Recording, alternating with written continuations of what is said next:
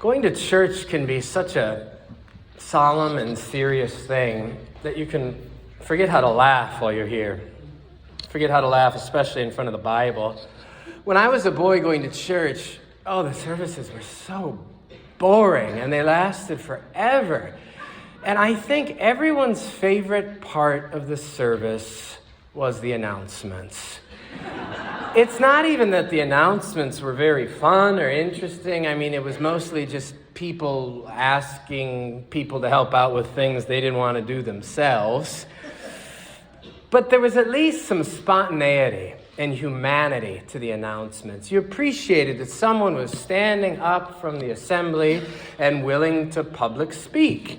And the crowd was gracious and charitable, and we would laugh at whatever they said because this was the high point of the service, and we needed to laugh at least a little bit. So, this Saturday we're going to be having a rock concert at church. Everybody should bring a bucket from home. We're going to be walking around the church grounds and collecting rocks. Our grounds are kind of messy. So contact Dwight for the rock concert next Saturday. The high point of the service, yeah. But if you've got the right mind for it, I think we can go right to the heart of worship, the Bible itself, and laugh. Look at today's reading. It's just a few short verses, and a lot of action is summarized in these verses. At the beginning, Jesus and his disciples are walking. And sometimes the best conversations that you have are when you're en route somewhere, walking or driving, because you're just sitting there and you have to talk. So Jesus once again tries to explain to his disciples about who he is and what's going to happen to him, how he'll be betrayed, killed, resurrected. That's a lot to handle, a lot to hear. We have a hard enough time in our own lives talking about the end of life or our death. So we should give the disciples some grace here, but still they don't understand it at all. That's what Mark says. They don't understand it. And they're afraid to ask Jesus about it. So that's that. So then you wonder, on this long journey through Galilee, if they weren't probing the theological significance of the Son of Man suffering and dying and rising, well, what did they talk about instead? And Mark tells us what they talked about through that mock inquiry that Jesus has once they arrive in Capernaum.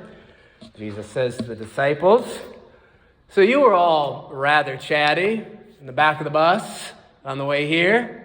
What were you talking about?" And they're busted. They were on social media in the back of the bus, on their smartphones, updating their profiles. I'm the greatest. No, I'm the greatest. No, I'm the greatest. And they're all bashful about this. Jesus knows exactly what they were talking about. It's a great moment in the Bible where we see the Bible 2,000 years ago as relevant as ever. Because even back then, there were people who had no interest in anything of substance and depth. People who in their utter vanity didn't comprehend commitment to something greater than themselves. Didn't understand sacrifice or service or humility. Does that sound familiar? The disciples were just as much of a joke as the people who grab headlines and clicks today. So the problem, even back then, was clear. The cult of celebrity, of self-aggrandizement, of I am better than you are, I'm the greatest. So this morning we want to turn instead to the wisdom and teachings of Jesus, who is a great rabbi and scholar of whom glorious things are spoken. We can look at Jesus, shine a light on Jesus, listen to his learned instructions. But sometimes this causes problems too.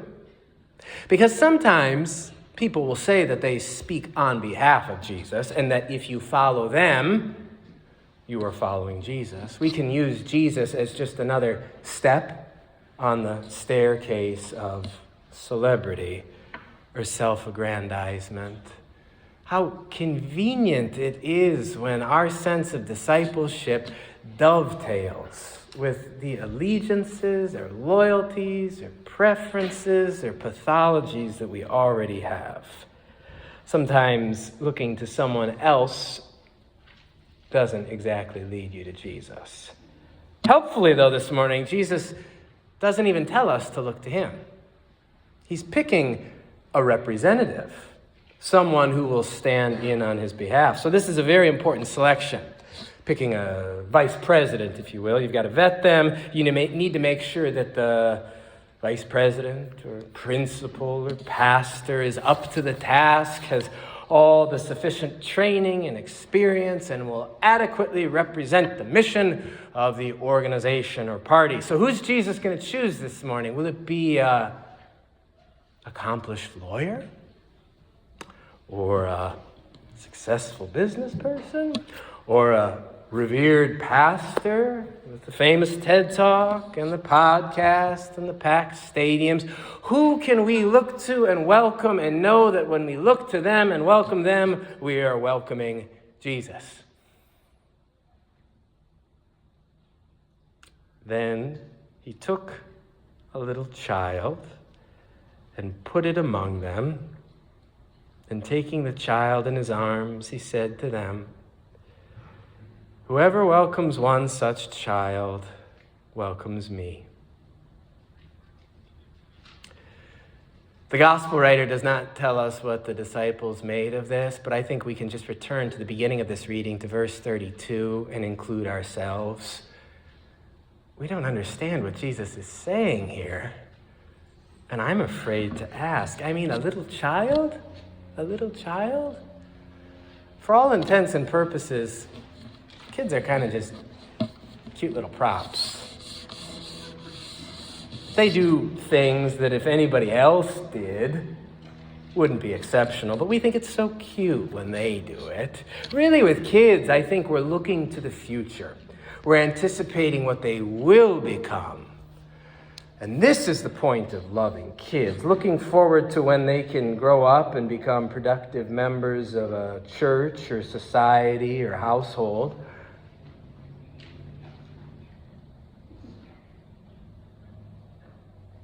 And if we said this, if we appealed to Jesus in this sense, he would just tell us, well, no, you're describing people who are at the front of an organization or at the front of a line.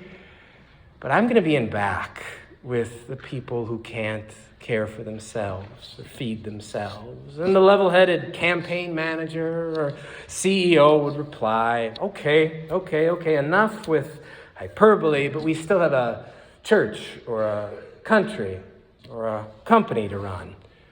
How can we do this if we focus our gaze on those who are helpless?